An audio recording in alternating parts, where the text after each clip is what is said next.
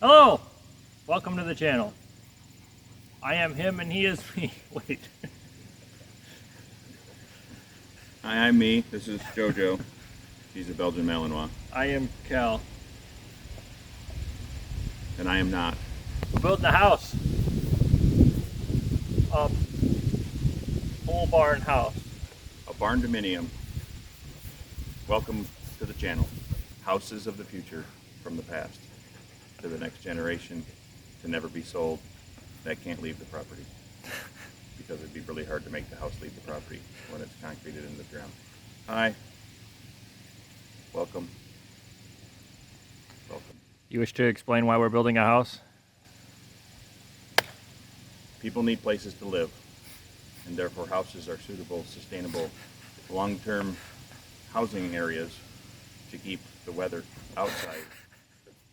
I mean this one in particular. Oh. The climate-controlled characteristics of an indoor living are very useful for many people.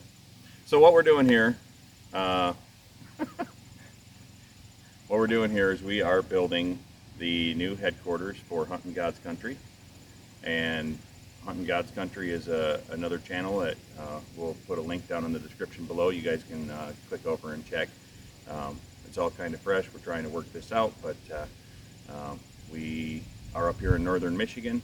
We have a small cabin and tried to get electricity to the cabin so we didn't have to run on generators. In order to get electricity, the electric company said that I needed to have an address. So I tried to get an address, and in order to get an address, I need to have 800 square feet of living space. And the cabin is less than 800 square feet of total living space, and therefore didn't qualify to give me an address. So in order to get an address, I had to have 800 square feet of living space or an alternate building. So I went to the zoning commission to get a permit to build a pole barn, and then I was told that I couldn't build a pole barn between my cabin, existing cabin, and the road, and therefore the cabin had to have additional space put onto it, or I had to build a separate home. So we decided to take our pole barn plans and turn it into a barn dominium. So we would have 800 square feet of living space in the pole barn to make the pole barn qualify to get us an address so that we could eventually have electricity. I know that's kind of a roundabout long story, but that's how this all came about. Now, after deciding that we wanted to go ahead and make the 800 square feet of living space, we also came upon the conclusion that it would be a wonderful place to make the new headquarters for Huntin' God's Country. As we looked at our plans, we decided, look, we can put attic trusses up on the top and have an additional 800 square feet of living space up above the barn that we could use for a potential apartment or additional living space of some sort. And this plan has just developed and continued to change as we've gone along. So where we're at now is we've got the pole frame completely up. We've got all of our trusses up. We have the east wall sheeted. We've got a couple of sheets of OSB on the corners, you can see, just to keep things square and keep the building from moving around. And today we are going to work into setting our subfascia on the east side, and we're going to start sheeting the roof so we can get everything squared up and hopefully have this closed in before winter comes back. Here in northern Michigan, we usually end up with some cold weather by the second or third week of September, and by mid-October we have snow. So at this point it gives us just a little over 2 months to have this thing completely sheeted, wrapped, shingled, and closed in. So join us for the adventure. We're going to move along and give you guys a look into what we're doing and how we're making it work. Here we are on the first floor.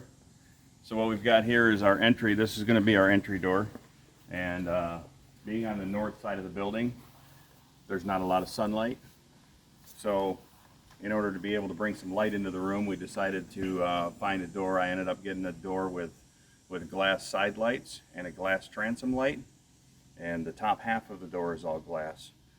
And that's going to be a opportunity to allow a lot of light to come in on the dreary days or throughout the winter when the sun is deep in the south and we don't get any regular sunlight up here. Plus, we're going to have a deck up above this for the upstairs floor. So Having that deck up there is going to reduce a lot of the light availability as well. So there will be that this big door here with lots of glass in it to let in the light. The area that we're looking at right here, this is going to be our family room area. Right beyond the family room, we're going to have our kitchen area back here, kind of an L shape, and we'll have a bar top coming across here where we'll be able to sit to eat, and be a nice little place for some bookshelves and things of that nature. On this side over here, as you come in from the garage, we will have a laundry room area slash mud room. Have coat hooks all down one side, washer dryer on the other, some storage cabinets. Then we'll have the master bedroom. In the corner over here of the master bedroom will be a master bath and then a walk-in closet. So this will be a 1-bedroom on the main floor with walk-in master suite.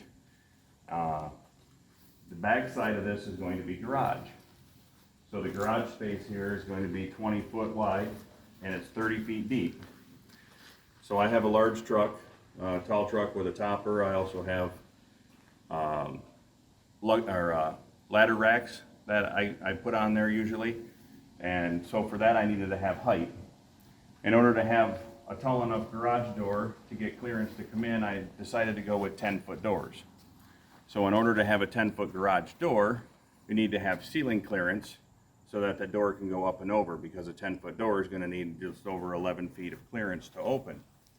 So with that in mind, I had to go with a 12-foot ceiling so that I would have space for my overhead doors to open up. Now this one side over here is an 8-foot wide door, 10 foot tall. The other side is going to be a 9-foot wide door so that I'm able to drive my truck in and out without having to fold in my mirrors. So this half over here will be the side to park my truck.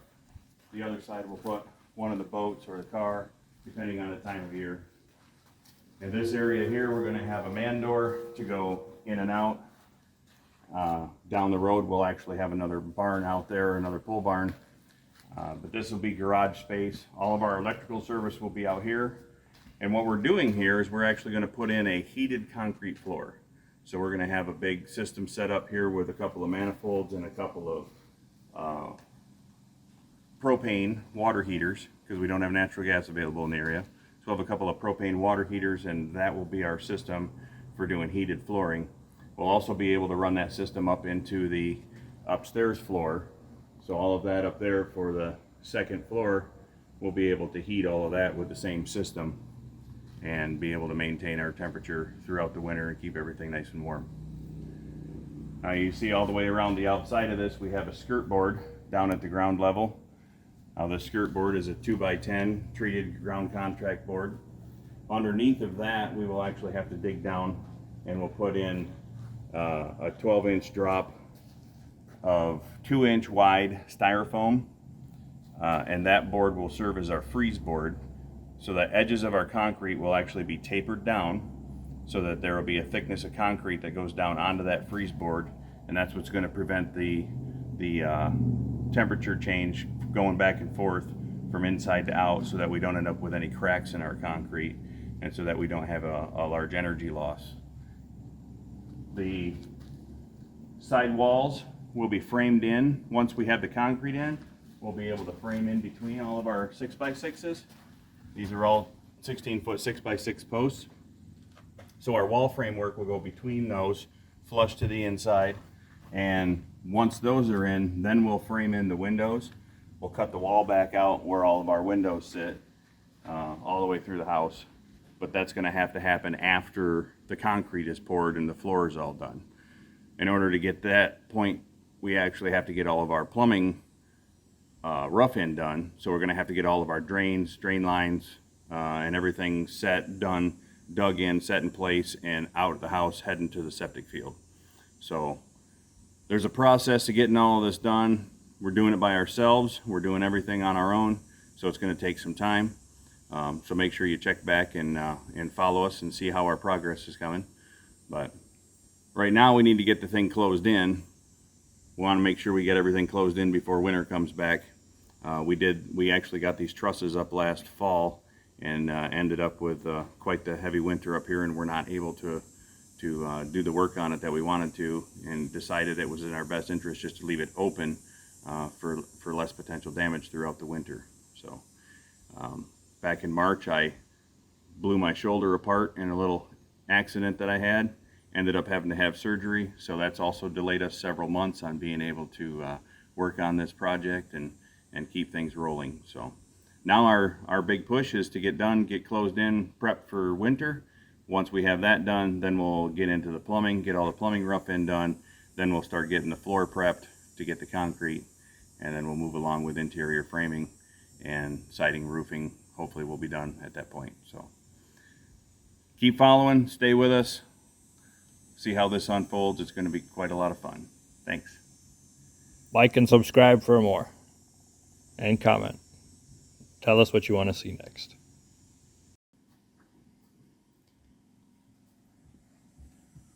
Holy wow, there he is. Oh. Hi. Welcome to the second floor. Hi. All right, welcome to the upstairs. What we have here is an attic trusses. We decided since we were building such a large frame building, we might as well make use of the second floor and have it functional. So we decided to go with these attic trusses. We've got 16-foot width. Top of the truss up here for the ceiling is 8 foot. When we've got it open to full length, 48 feet. So we've got an additional, I'd have to do the math real quick, but around 800 square feet of additional space to be used up here in the attic area. Today we're going to be sheeting the roof, so hopefully we'll get some of this closed in and get some good protection for this floor in here. But what we have here, sidewalls. Now I'm not very tall, I'm only 5'7", but the sidewall is 5'4". So being able to walk through here, if you use this as a hallway, we don't have our floor plan completely set, but being able to walk up and down here without hitting your head on the ceiling, absolutely a bonus for having this bonus room up here. Our floor plan isn't 100% designed. We have a few different ideas. We're going to have a little bedroom, a office studio up here. We're going to do a kitchenette down here on the north end. The north end of the building, we're going to have a 5-foot wide French door going out to a large deck. We're going to do a 10-foot by 20-something foot deck out here with stairs heading down to the ground. At the opposite end of the building on the south end, we're going to have a single man door and an outdoor stairs coming up to that, so that we can maximize use of the space that we have up here. Floor plans can be set up however you want to set up to maximize your space. In our case, we want to have some storage. So we have a lot of hunting and fishing items that we want to be able to store down there. We're going to set up a studio so that we can work through our podcasts and things like that we're doing in the future. And a bedroom space for guests, just to have a nice place to crash. And or if we were ever to make it into an apartment where someone could stay and actually live up here. And that's why we're also going to include the kitchenette so that we can entertain guests, and or if it's an apartment, someone will have a place for cooking and eating. So we'll share that with you. Stick with us and see how this all develops as we go. Right now we're going to try to get the roof together so we can get all of our trusses squared up and everything plumb level and square. Once we have all that together, we're going to go ahead and frame the two end walls in so that we can finish sheeting the gable ends. Once all of that is enclosed, then we'll get in here and determine our final floor plan so that we can start getting some interior walls up and getting our design manufactured to what's going to work best for us. The flooring down in here is 3/4 inch tongue and groove OSB. Every single seam and every board across the trusses, we glued them, and everything is shot down with 2 3/8 inch ring shank nails. So there will be no squeaks in this floor. I can't promise that 100%, but I give it a 99.5% chance there will never ever be a squeak in this floor up here. So glue it and nail it with ring shanks. That way the ring shanks, they won't back out, so the floor will always be nice and tight.